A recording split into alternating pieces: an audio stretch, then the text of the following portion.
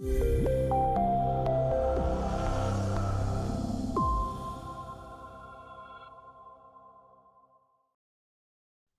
let's get into some of the details of the condition known as peripheral neuropathy. And I'm sure most of you are familiar with that.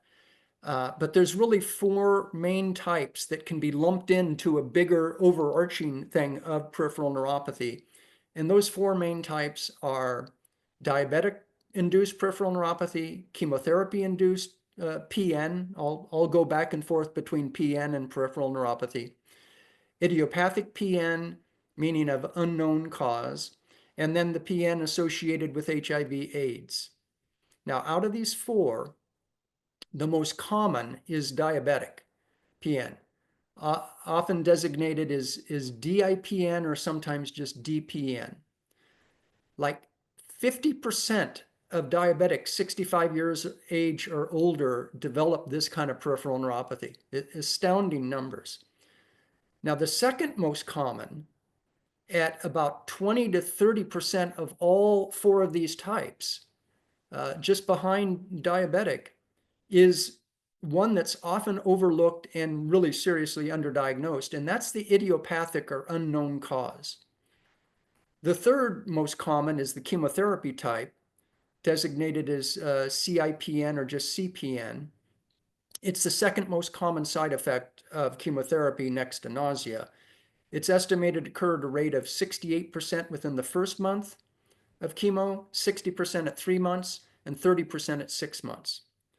The PN associated with HIV/AIDS is the fourth of these four, but it's been on the rise since the development of the multi-antiviral drug therapy that has really, wonderfully increased AIDS survival rates.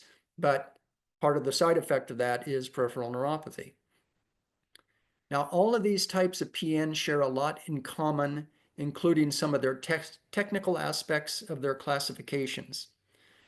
And I'm going to go over this because, again, what I'm teaching you here, first and foremost, is how to be effective in treating this condition. It's very much clinically oriented, but it's also a training that I'm trying to give people so we can say people that have taken this training have a really good grounding in understanding peripheral neuropathy and the research behind it. So that's especially because I want people that take this course to be able to have the option, if they desire, to opt into this directory that Lauren had mentioned that we have, and I'll explain a little bit more about that.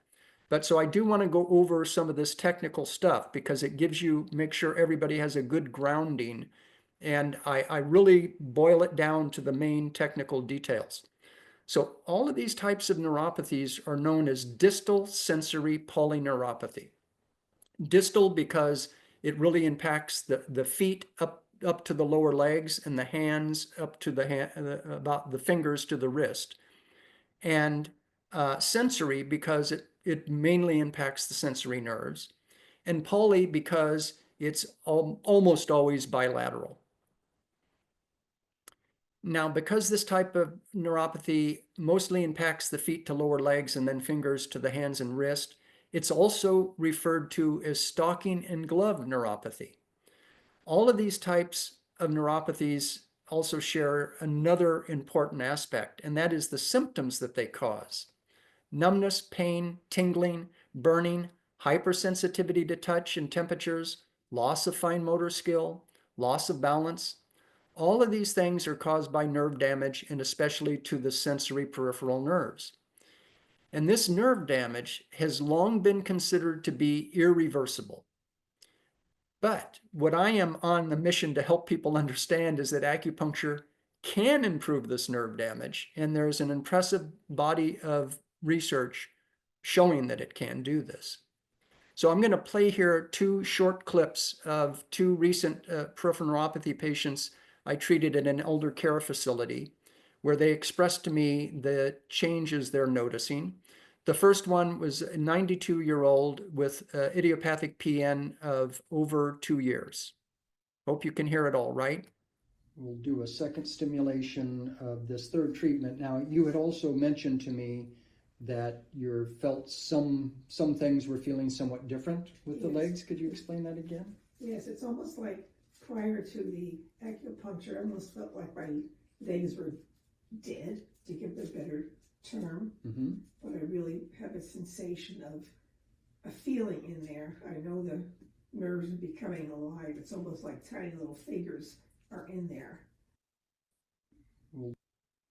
And now the second one is an 85-year-old male who had idiopathic neuropathy also, but altogether over 20 years.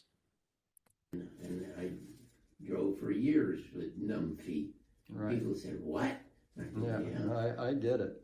And so now, though, you're feeling occasional times where you do have some sensations that you weren't getting this before? last week they felt, and all I could think of the word was alive.